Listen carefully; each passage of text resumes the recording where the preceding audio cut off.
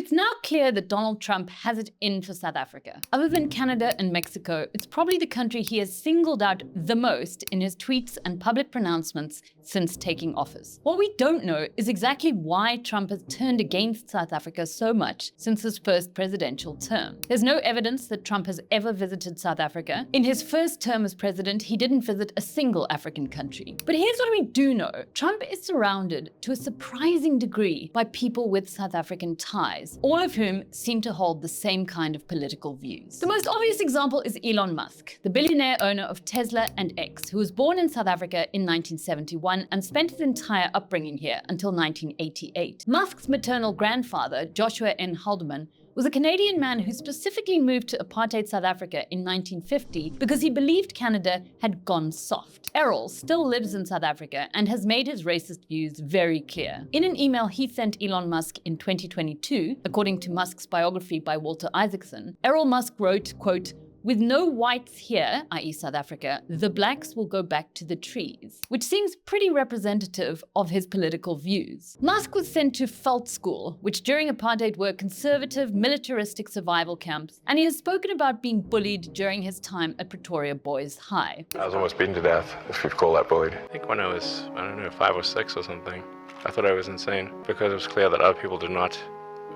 Their mind wasn't exploding with ideas. It's clear that Musk does not have warm feelings for South Africa, possibly exacerbated by the fact that on one of his very infrequent trips back here in 2001, he caught malaria and almost died. Years later, he told his biographer, Walter Isaacson, quote, "Vacations will kill you. Also, South Africa. That place is still trying to destroy me." But Musk isn't the only South African who currently has Trump's ear. There's also David Sachs, who Trump appointed as his White House AI and crypto czar last December, and who was born in Cape Town in 1972 and moved to Tennessee as a child. Sachs is the former COO of PayPal and has been using his wealth and power for some time to try and influence US politics. He hates woke phenomenon, woke capitalism, institutions going woke. He has concerns about the future of Western civilization, and he detests multiculturalism. So much so that he wrote a book about it in 1995 called The Diversity Myth: Multiculturalism and Political Intolerance on Campus. Now, he wrote that book with a man called Peter Thiel, the billionaire tech investor who, strangely enough,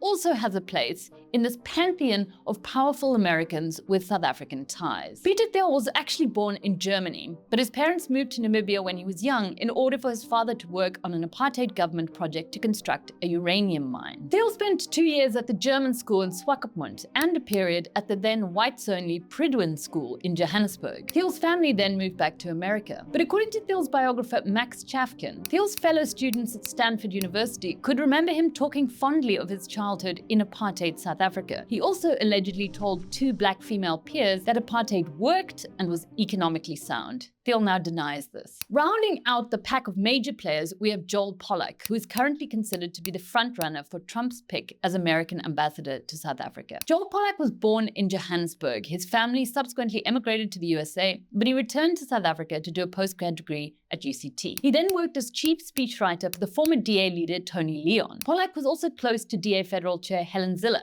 In fact, Zille gave him the use of her official Western Cape Premier residence, Lewendal, to get married in 2009. He's now the senior editor-at-large of one of the USA's most right-wing news websites, Breitbart News, and he's also known for his statements on Israel, which are aggressive, to say the least. After the Hamas attacks on Israel, he tweeted, "Israel should wipe out Gaza, allow 48 hours to evacuate women, children, and the elderly, destroy everything that remains, plow it under, and annex it to Israel." And here's the other thing that these South African-linked men have in common. They are all pro-Israel. Elon Musk turned up at Trump rallies during his election campaigns and spoke of the need to wipe out the enemies of Israel. Peter Thiel's company, Palantir, has supplied military technology to Israel. So here we have these 4 South African-linked guys who have very similar political views and are in Trump's inner circle. They hate wokeness, they hate any race-based policies, they hate affirmative action, and they love Israel. When the US Embassy published a fact sheet on Trump's decision to cut aid to South Africa, what it suggested was that the major issue may in fact be South Africa's position on Israel. The statement singled out for special condemnation South Africa's approach to the International Court of Justice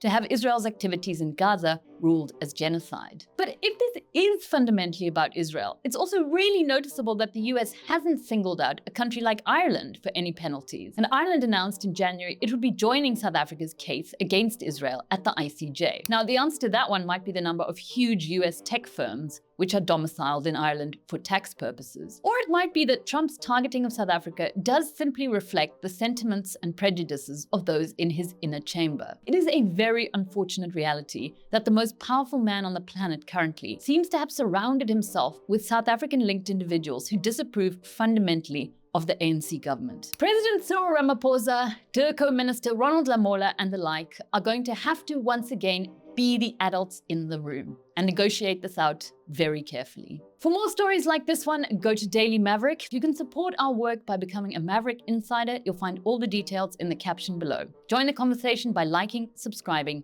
and sharing.